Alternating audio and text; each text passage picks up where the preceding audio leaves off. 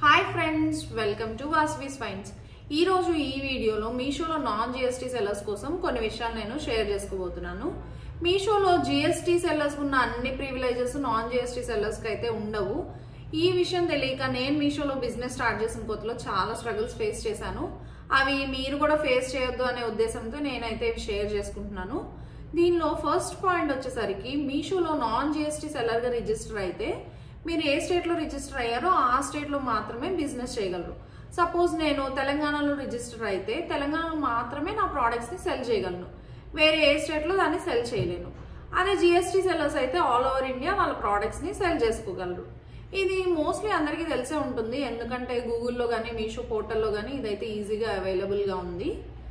Second point వచ్చేసి ఇది చాలా ఇంపార్టెంట్. నేనైతే 100% చెప్తున్నాను, ఇది మీకు గూగుల్లో కానీ యూట్యూబ్లో కానీ ఎక్కడ దొరకదు. ఇది నాకు తెలియకపోవడం వల్ల నేనైతే చాలా స్ట్రగుల్స్ ఫేస్ చేశాను. అదేంటంటే మీషోలో నాన్ జిఎస్టీ సెల్లర్స్ ఎలక్ట్రానిక్ ఐటమ్స్ని సెల్ చేయలేరు. ఇది తెలియక నేను స్టార్టింగ్లో ఒక ఎలక్ట్రానిక్ ఐటమ్ని కొని అది సెల్ చేద్దాము అని లిస్ట్ చేస్తే మీషో వాళ్ళు దాన్ని బ్లాక్ చేశారు.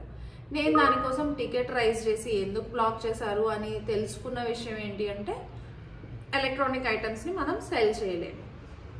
మీరు కూడా నాలాగే ఎలక్ట్రానిక్ ఐటమ్స్ని సెల్ చేద్దామని ఇబ్బంది పడొద్దు.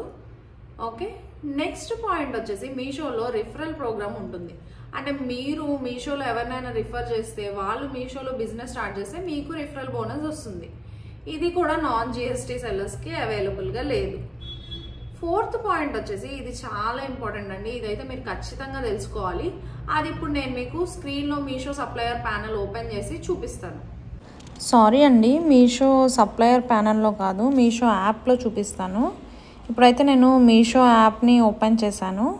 ఇక్కడ నా షాప్ రిలేటెడ్ ఒక ఐటమ్ అయితే విష్ లిస్ట్లో పెట్టుకొని ఉన్నాను.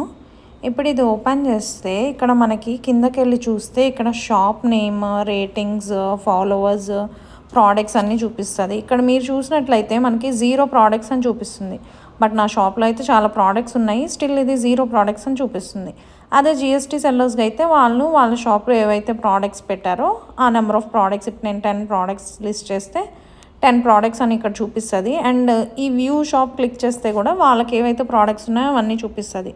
బట్ నాన్ జిఎస్టీ సెల్లర్కి అయితే ఇట్లా బ్లాంక్గా చూపిస్తుంది. ఇదైతే మీరు ఖచ్చితంగా గుర్తుపెట్టుకోవాలి, ఎందుకంటే ఇప్పుడు దీనివల్ల డ్రాబ్యాక్ ఏంటి అంటే, జనరల్గా మన ఏదైనా ఒక ప్రోడక్ట్ క్వాలిటీ నచ్చి కస్టమర్ మన షాప్లో ఇంకేం ప్రోడక్ట్స్ ఉన్నాయి బై చేద్దామని అనుకొని ఇలా చూడాలంటే వాళ్ళకైతే కనిపించదు. నాకు ఇప్పుడు దాకా ఉన్న ఎక్స్పీరియన్స్లో నేను తెలుసుకున్న విషయాలు అయితే ఇవి. మీకు ఇంకా ఏమైనా డిఫరెన్సెస్ తెలిస్తే కామెంట్స్లో అయితే షేర్ చేయండి. వీడియో నచ్చినట్లయితే లైక్ చేయండి. ఇలాంటి మరెన్నో ఇన్ఫర్మేటివ్ వీడియోస్ కోసం మన ఛానల్ని సబ్స్క్రైబ్ చేయండి. Thank you for watching the video. Bye.